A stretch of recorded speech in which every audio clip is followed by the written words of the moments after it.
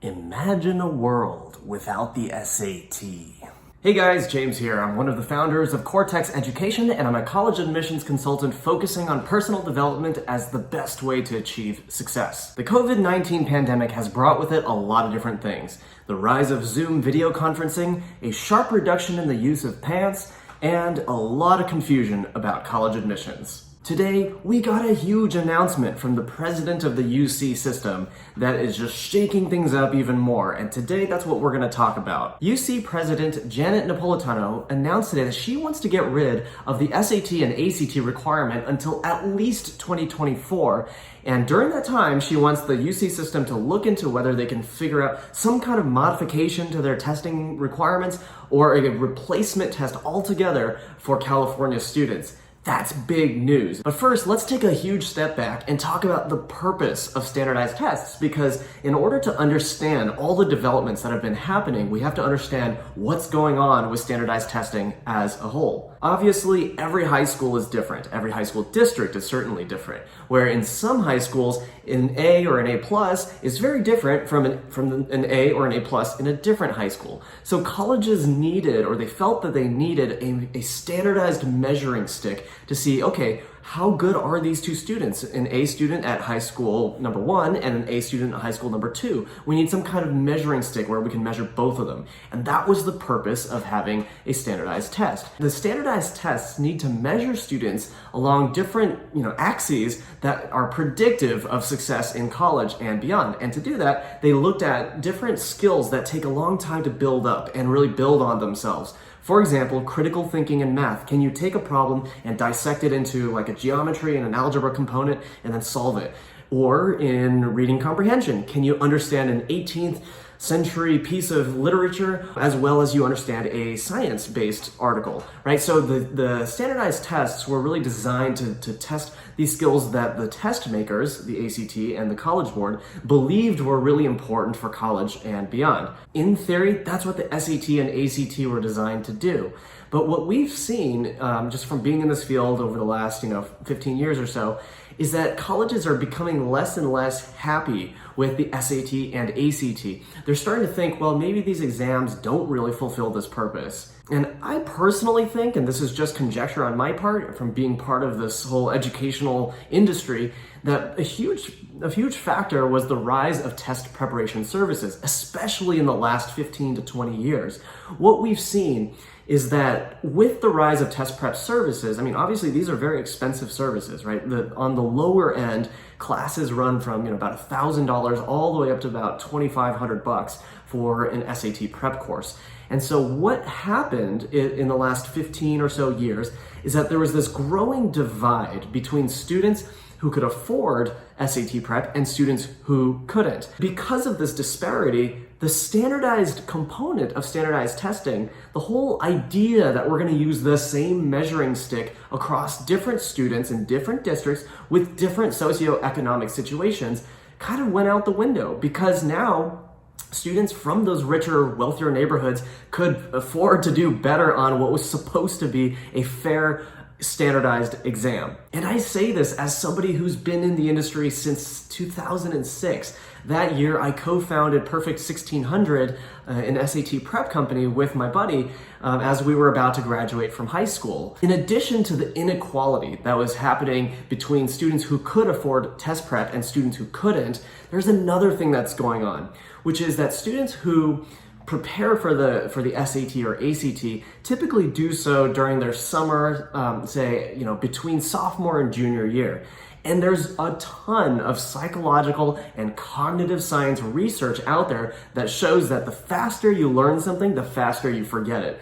This is the concept behind what we call spaced learning. Spaced learning is the more you space out your learning, the longer the period of time over which you learn something, the longer you're going to retain that concept or that skill. And so because test preparation crams in the studying or the preparation for these exams into a short amount of time, they're actually not really predicting what these students are going to be like by the time they reach college, because a lot of the skills that they crammed into that summer are going to disappear within a matter of months. So if we think back to what the key characteristics of standardized exams were supposed to be, we can see that, with the rise of test preparation services, the standardized tests were no longer able to perform the functions that they were supposed to. Now, as I mentioned, this has been going on for a long time. And so even though the SAT and the ACT have gone through revisions over the years, there are still rumblings of discontentment when colleges, talk about the SAT and standardized testing. There are a lot of critics that continue to talk about the limitations of standardized testing. That brings us to this year, 2020. The coronavirus hit, and suddenly students could not take the ACT or SAT starting in March. And so this year, students are not required by many colleges, and this list is growing as the weeks go by.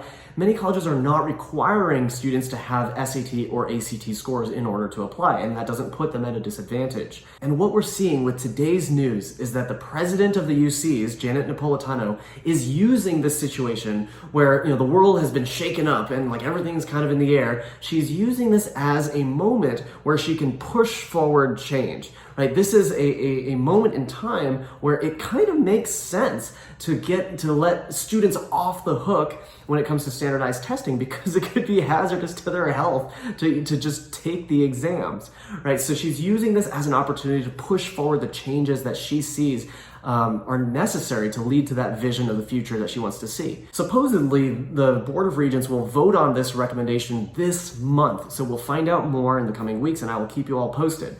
But wow, what a change. If this goes through, it could be the first domino in a long line of colleges that'll stop requiring the SAT or ACT. And here's something else that I'm thinking, that if the SAT and ACT kind of get knocked down in their stature, in their importance, what we can probably guess is that other standardized exams that are currently not that important in college admissions, like AP exam scores and SAT subject tests, they might get knocked off altogether for a bunch of different colleges. Now, the UCs, again, have been kind of on the forefront of ditching standardized exams. They've had a subject test optional policy for years. And although it was recommended under certain circumstances, or if you're applying to certain programs, the UCs have long said subject test optional, no biggie if you don't have them. We don't know what's going to happen with other colleges, but what we do know is that this year, the UCs were one of the first university systems or universities to announce that they were dropping the standardized testing requirement for this year's applicants, and then a bunch of other colleges followed suit.